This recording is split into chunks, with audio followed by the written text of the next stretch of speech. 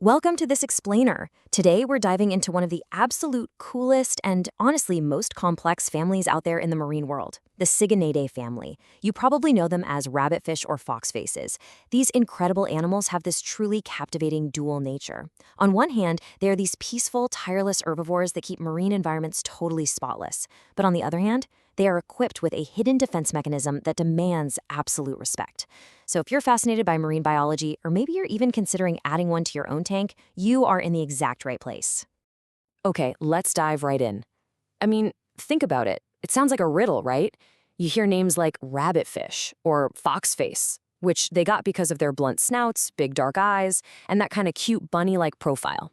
You definitely wouldn't immediately associate those names with danger. Yet right beneath that beautifully patterned skin lies a seriously formidable defense system. It's this extreme contrast between a super helpful algae-eating ally and a creature that packs an agonizingly venomous sting that makes them so uniquely compelling to learn about. So here's our roadmap for today's explainer. We're going to cover rabbitfish species, basic aquarium care, feeding and diet, venom risks and first aid, and finally, sustainable aquaculture. Let's get to it. Section 1. Rabbitfish species, the most popular choices for your tank. Now, what's really interesting here is that out of the 29 recognized species out there in the wild, spread all across the Indo-Pacific, only a very specific handful have actually made it big in the aquarium trade. And when you compare these top choices, you can see a massive difference in how much space they actually need. Take the common foxface, Siganidae vulcanis, for example. It gets to about 20 to 25 centimeters, making it a fantastic starter fish if you've got a 75 to 100-gallon tank. But then look at something like the breathtaking gold-spotted spinefoot. This fish gets absolutely massive, up to 40 centimeters. That requires a colossal commitment of at least 180 gallons. You simply cannot treat all siganids as if they have identical requirements. Moving on to Section 2, basic aquarium care and creating the perfect siganid environment. Because these fish are super active swimmers, they are constantly patrolling the open water, dialing in their environment is absolutely crucial for their long-term health. They need standard, super stable reef parameters, temperatures around 72 to 79 degrees Fahrenheit, stable pH, and proper salinity. But I really want to draw your attention to that final point.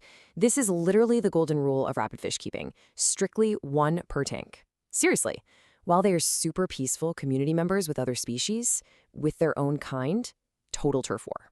Unless you have a massive system of several hundred gallons, putting two rabbitfish together is just a recipe for severe conflict.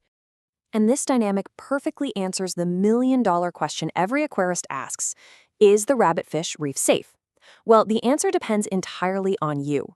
A well-fed rabbitfish? Model citizen. It's going to focus completely on its algae cleaning duties, even devouring nuisance bubble algae. But a starving, calorie-deficient rabbitfish? It's going to adapt to survive, which means it is highly likely to start snacking on your prized, soft, and large polyp stony corals. Diet literally dictates their behavior, for sure. All right, Section 3, feeding and diet, the insatiable herbivore. So to keep them away from your corals, you absolutely must satisfy their massive metabolic demands as herbivores. And if you're ever wondering, am I feeding this guy enough? Nature actually gives us a really obvious practical visual cue. It's called the starvation pinch, or clinically, a supracranial depression. Basically, if you see a really deep, pronounced indent right behind the fish's eyes, that is an absolute red flag. It is a clear-cut indicator of severe malnutrition.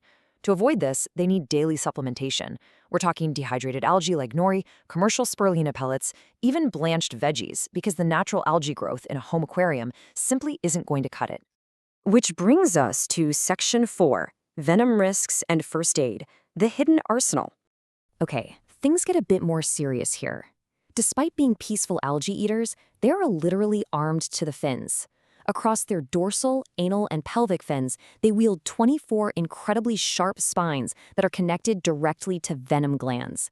And get this, the venom is actually biochemically similar to the incredibly potent stonefish toxin. Now, while it's generally not lethal to a healthy adult, a sting induces agonizing, completely disproportionate pain. If an accident does happen, here is the exact high-stakes first aid protocol. The venom proteins are thermolabile, which means heat breaks them down.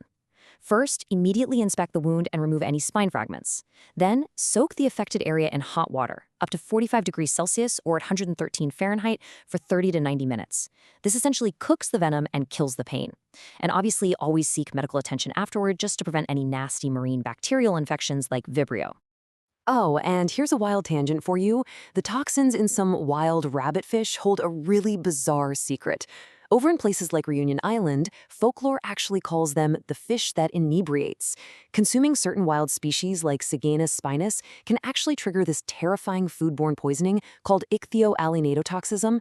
The toxins in the meat mess with the central nervous system, causing delirium, vivid nightmares, and even zoophilic visual hallucinations, meaning hallucinations involving animals. It totally clears up on its own without long-term harm in about 36 hours, but wow, it's a stark reminder of just how complex the biochemistry of these animals really is. Let's zoom out a bit. Section 5. Sustainable aquaculture. The herbivore changing the industry. Looking beyond the home aquarium and into global food systems, the crucial point really comes down to this specific number, 29 to 34%. See, most farmed marine fish are carnivores, meaning they rely heavily on high-protein fish meal, which puts a massive strain on our wild oceans.